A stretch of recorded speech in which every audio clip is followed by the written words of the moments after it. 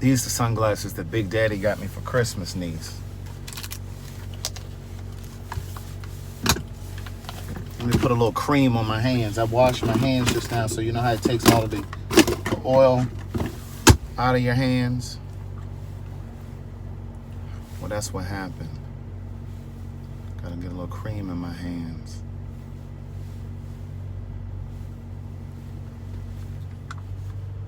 He calls himself Big Daddy, so you know you got to give them what they need, niece. Give them what they need. It ain't gonna hurt you to give them what they need. Hey, girl, hey. Hey, girl, hey. I know y'all at work. Go ahead and hit the share button, hit the share button, hit the like button, hit the subscribe button for those of you that have been watching and haven't subscribed yet. I'm on my way to the chiropractor. Amen. I purchased a Groupon for the chiropractor. It's a beautiful 72-degree day today. Oh, yes, we live. Let me get on out this driveway, though. Hold on, niece. Let me back up about this here driveway. And then I'm going to do my intro. All right. He drive like he from the DMV, baby. Good day, thinkers, thought leaders, progressives, and dreamers. I'm Craig the Writer Stewart, and this is the YouTube live version of So Much to Say. These are my thoughts in my voice on black shit, white shit, gay shit, and everything in between. I am so compelled to talk about last night's episode and last week's episode and compare the two. But I'm only going to do that on my Patreon. I'm only going to do it on the Patreon. I dropped the link down in the description for my Patreon. But those of you that are maybe seated in the GED section today, it is patreon.com/Craig the Writer Stewart. Now, I came on here to tell you guys that. So tonight, it's going to be at 7 p.m. Now, you guys know I'm usually live at 9 p.m. But tonight, let me get my lip therapy. Hold on. But tonight is going to be at 7 because Big Daddy and I got a date. He texted me and was like, what we doing tonight? And when they want to do something, you got to find something to do. Amen. So he over there working. He working on a Samuel L. Jackson. It's not a movie. It's a television series. It's about Walter Mosley's life. Walter Mosley was a writer, for those of you who may not know, black writer. But anyway, so, he out of paper towels at his house. So he was like, can you get some paper towels? So I'm going over to 227.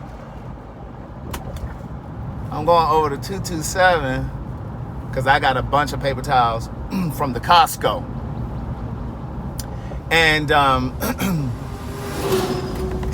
he's out of almond milk. We are out of almond milk over here. So I'm going to get some almond milk and, some stuff like that. And so I'm going to figure out what we're going to do this evening. Amen. So he going to probably leave the office about 7. So I'm going to go ahead and do this live tonight at 7 o'clock. So 9 o'clock, we going to be in the streets. We can be painting the town red. Amen. But I am so motivated to talk about last night's episode and last week's episode. But I wanted to come on here to... it says it's reconnecting. It always gets a little choppy around here. Can you guys still hear me? It always gets a little choppy around here. Around this section.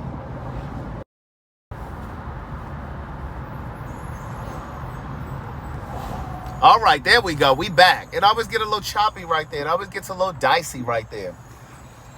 But at any rate, let me put these windows up because I'm about to jump on this highway. We need to be able to hear. But what I was going to tell you. Oh, so yesterday. Well, first let me double back. I wasn't able to go live on YouTube. Because we had posted. Madison and I had both posted the first look from the show. Those first 15 minutes. And so we both uploaded it to our YouTube channels and we got copyright strikes for it. So we had to, so Legra reached out to the people over at WeTV and was like, niece, they're part of the show. So they pulled the copyright strike. Because basically they told me that my copyright strike was going to prevent me from going live until June 5th. June, niece, June. Now I was able to upload stuff. I was able to upload video, but I was not going to be able to go live. So I was just going to go live from Facebook, and then I would have just uploaded it over here to YouTube. But, you know, like I said, we got it straightened out. So yeah, so originally, I wasn't able to come on here. But also this week, I didn't go live. I didn't even go live on Facebook. The only place I went live this week, or I did some video for, was for Patreon. Because my Patreon people are paying a monthly subscription, so I feel dedicated and devoted to provide them with a certain amount of content every week, right? And so I took them through my day yesterday. I went to the gym. I'm back with my personal trainer, so they got to see some of my workout and, you know, all my little errands that I ran yesterday. But I also took this past week off from doing lives because I just needed a break. You know, sometimes you just need a break. I just needed to decompress. This past week was really, really busy for me. There was a lot going on. I shared on my Patreon that Derek J and I are working on taking Gay Like Me conversations to a new level. So I have Oliver working on a sizzle reel for us that I want to shop to like some networks while we on TV. While we on TV, niece. So, you know, I got Oliver working on a sizzle reel so that we can shop the Gay Like Me conversations. So, you know, I planted some seeds because I want Gay Like Me conversations to be bigger than YouTube. It is bigger than YouTube. You know, I think a streaming service or some sort of a television network could pick it up. So anyway, so that's what I kind of worked on that this week, and I had some other stuff going on. So yesterday, let me tell you about yesterday. So again, tonight at 7 p.m. tonight, I'm going to do a live on my Patreon. I'm going to do a live on my Patreon discussing the past 2 episodes of the TsMadison experience on WeTV. Now, yes, it was real. We have not staged anything, niece. This is a real show. And the only thing I will say about it now, I'll save everything for tonight, is what you're getting to see now on this TV show is stuff that we've already experienced. We just never allowed you guys to see it before because we curated the content, right? We were putting out the content. I put out content, Madison puts out content, Oliver puts out content, Chi-Chi puts out content. We just never let you guys see that because we had control over it. And we wanted you guys to only see us in this esoteric kind of way. We didn't want you to see our discrepancies. We didn't want you to see our arguments. So I know for some of you, it's kind of jarring to see us bicker and banter. So, you know, I see some of your comments, some of you haters talking about Craig, you messy and you starting, you gaslighting and this, that, and the third. No, I'm not. These are things that we've already been experiencing, but you are now getting to see it because WeTV has control over what you see. We don't get to say, oh no, cut that out. Take that part out. We don't get to do that. And we get to see it when you guys see it. We don't see it beforehand. So we see it in real time, just like you.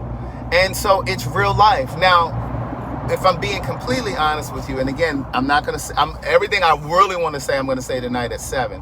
And then I'm going to take your questions. I'm going to drop the link in the Patreon. So those of you that want to come on and ask a question, you can come on and ask a question and I'll answer the question. But like we did last week. But what I will tell you is, you know, we never wanted you guys to see that stuff before because, you know, we already had people who work out external to us who were trying to tear down the show and talk about the show, and so there was enough bickering with those people outside. I don't do no bickering, but Madison was already fighting with all of the people outside, the external forces. So we definitely didn't want you guys to see us arguing. So we never allowed you to see it. So, and so for those of you, I know some people that you guys have your favorite characters and who you like most and da-da-da-da. We're not against Madison. None of us are against Madison. If we were, we wouldn't be working with her, right? We wouldn't be there.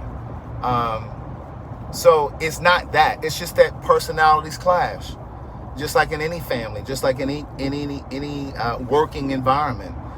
Some of you probably work with people that you really genuinely like, but every now and then they get on your goddamn nerves. And especially when you're talking about creative stuff like this, because I'm a creative, Madison is a creative, Oliver is a creative, and we have our ideas of the direction that we want the show to go in. But like I've always said, and those of you that have been watching from the beginning, those of you that have been watching before we were even on TV, those of you that have been watching the show from the time I started working with the Queen's Court with Madison and the former co-host, you guys know that, I've always said from the beginning, I don't care if Madison takes all of my ideas or not. I'm just there. Yes, I put together the docket. Yes, I give her talking points. Yes, I pull the video and the pictures and stuff that you see for the show. But I do more than that. It's my intellectual property that I share with Madison. Because again, it was my idea to take the show on the road, the Queen's Supreme Court on the road. I was talking to her about that when she and her former co-host were there. Right? But it took me 8 months to convince her because it was an idea that she just didn't see. She just didn't, no, I don't want to do that. I don't think that's a good idea. But it was one of those things that I saw because I come from theater. I wrote and produced a stage play when I was 26 that sold out. This was before social media. I'm 44 now. That was 18 years ago. So I knew the power of the live performance. I knew the power of that. And so it just took some time for me to convince her of that. And so there are a lot of things that I bring to the table. There are a lot of things that Oliver brings to the table. But at the end of the day, it's Madison's show. It's her vision. So she gets to decide which ideas she's going to take and which ideas she's going to leave on the table. And that's okay. I don't take any of that personally because I got my own shit to do. You know what I'm saying? I got Impeccable Works. I got the stuff that I do with Derek J. I got my greeting card business. I got, I got all of this stuff that I create on my own. I got television shows that I'm working on, that I'm writing, that I'm, all of those things. So I'm just here to give her the best and brightest ideas that I have. I don't take it personally when she doesn't take those ideas. So that's when we kind of clash when sometimes I feel like when last night when she talked about, her fan base, they're used to her being raunchy and this, that, and the third. Sometimes we kind of get into a tug of war because I want to pull her in a different direction. Because I believe that if your fan base is really, really your fan base and they're really your core, they're going to go with you wherever you go. They're going to follow you. They're going to grow as you grow. And so, those of you, again, that have been watching the show, I've been asking her since I've been working with her, let's do a documentary about your life. That's more substantive, I think. I think her core fans would love a documentary to see where she comes from, her family, her father, even though you're going to get to see her father this season on the TsMadison experience. But I was wanting to do that for the longest. Like, let's do a documentary. Let's go down there to Miami where where we see where you used to prostitute. Let's see all of that. But again, you're going to get to see all of that on the TsMadison experience because I gave the executive producer my outline for the documentary. I wrote that outline 2 years ago probably, and I shared it with the executive producers, and so they used some of that to frame this TV show. So for those who think that I don't mean Madison well and damn you don't know what you're talking about. I love her as a person and I love her as a friend. Now, when I first started with her, I didn't know her. So, I didn't love her. It was just me, just working with her and, that was it. And then those of you that know me know that I thrive on seeing Black people flourish. I thrive on seeing black businesses do well. I always try to promote black-owned businesses and black excellence as often as I can, right? So, that's just who I am as a core. Now, of course, if you are just finding me through this TV show, then you're not going to see all of that. Like, you're only going to see the part of me that they show you on the show. But I definitely want to keep pushing her to do this documentary, because I believe, and maybe this TV show will be a vehicle to do that, because I really do believe that her life story deserves to be told, because she's such a visible trans person. She's such a visible trans person. And now with this TV show, I just think that it really, I don't know, I just think it would just really save a lot of heartache and pain for a lot of trans people and a lot of trans families. And I really, truly, truly believe, and I've been saying this for the longest to Miss Mary, I think Miss Mary is going to end up being the breakout star. Miss Mary is going to be the breakout star. And, and here's what I would say about, the kind of pushing that I do with Madison. Growth is painful. Growth is painful. And so people aren't always eager to grow. But even though it's painful, grow anyway. You have to grow anyway. And so that's another reason why sometimes she pushes back, because growth is painful. Like you get in a rut and you get used to doing things the way that you do things. And if it works, if it's not broke, don't fix it. You know that theory that people say. But sometimes it's important to grow beyond that. It's important to grow beyond what's comfortable, what comes natural to you. That's where greatness happens, on the other side of comfortable. Oh, that was poetic. Greatness happens on the other side of comfortable. Amen. Amen. But anyway, so 7 o'clock tonight, I will be on my Patreon taking your questions about the TsMadison experience, whatever you want to know. I will answer your questions. Didn't he look good in that pink shirt last night? I came up on that camera. I was like, oh! I looked at Carlton. I said, baby, he looked good in that pink shirt. He just started laughing. And no, that's not cocky or arrogant, niece. That's just knowing your name. Amen. You can know your name. You can know your name. Stop letting people tell you that you're arrogant just because you know your name. Amen. Don't let people tell you arrogant. No, I'm just confident. There's a fine line between confidence and arrogant. And I just think that as black people, we need to start to learn to celebrate our success and our accomplishments without feeling like we're bragging. And see, that's a thing that we do to each other in the black community. We convince each other, oh, you bragging. No, if you got you a new position at your job, celebrate that shit. Celebrate it. If you just bought you a new house or a new car, celebrate your shit. Don't let people convince you that you bragging. Damn, that you ain't bragging. You celebrating. There's a difference between bragging and celebrating. And if the people around you are telling you that you're bragging, then you need a new circle. Amen? Because people are either inspired by you or intimidated because of you. Amen? There's no in between. There is no in between. But on that note, I am on my, if you need to purchase books, the link is down there in the caption as well. It's CraigTheWriterStewart.com. One thing for certain, two things for sure. I can tell when I don't go live, because baby, when I tell you them book sales be slowing up. When I don't go live, them book sales be slowing up. What, I need to come on here and push y'all to go buy them books? Oh my God. But anyway, the merchandise is available. Did y'all notice that I had on my t-shirt last night? Some of your day ones been hating since day one. I was wearing all my merch. Them scenes outside of the confessionals, I'm always wearing my own stuff. Please believe, product placement. It's called product placement. But at any rate, I will see you guys that are on Patreon. I will see you guys tonight at 7 o'clock p.m. That's Eastern Standard Time. That will be 4 o'clock for those of you that are in California. Amen. I appreciate your support.